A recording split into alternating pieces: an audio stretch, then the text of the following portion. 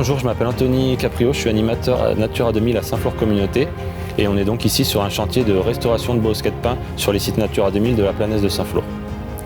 Les bosquets de pins, c'est des entités paysagères importantes et caractéristiques de ce site Natura 2000 et il faut savoir qu'il y a près de la moitié des bosquets de pins qui ont été détruits, notamment durant la tempête de décembre 1999. On est donc sur une action qui est importante sur ce site. On a déjà beaucoup travaillé à la restauration des bocages et notamment des haies sur le site avec les agriculteurs et aujourd'hui on a la possibilité de travailler sur la restauration de bosquets de pins grâce à l'Office français de la biodiversité qui nous finance à près de 80% les plantations et ces actions-là de restauration de milieux.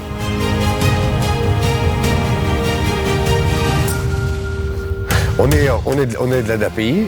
Dans le cadre de ce projet, nous intervenons auprès de Saint-Flour Communauté sur la partie travaux. On réalise les plantations et la mise en défunt des bosquets.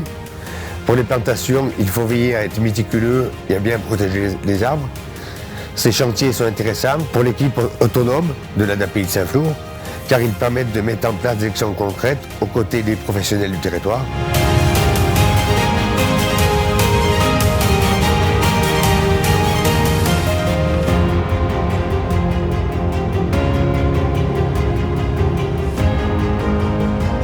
Bonjour, Mathis Vérité, chargé de mission à la LPO Auvergne-Rhône-Alpes. J'ai participé dans le cadre de ce programme pour essayer de trouver des parcelles sur lesquelles on pouvait planter ou restaurer des bosquets de pins. En l'occurrence, cette parcelle-ci, c'était une ancienne pinède. La parcelle n'était plus trop exploitée depuis quelques années et l'exploitant, propriétaire, nous a donné son accord pour qu'on replante des pins, qu'on restaure cette pinède. La Planaise de Saint-Flour, c'est un territoire remarquable qui accueille pas mal d'espèces à enjeu au niveau national, comme par exemple les pie-grièches grises, pie-grièches à tête rousse, pie-grièches écorcheurs, mais aussi le milan royal.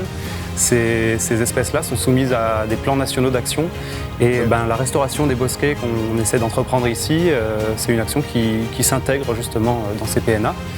Les bosquets vont aussi servir à d'autres espèces d'oiseaux sur le territoire, comme par exemple les grives litornes, comme par exemple faucon obro, faucon cresserelle.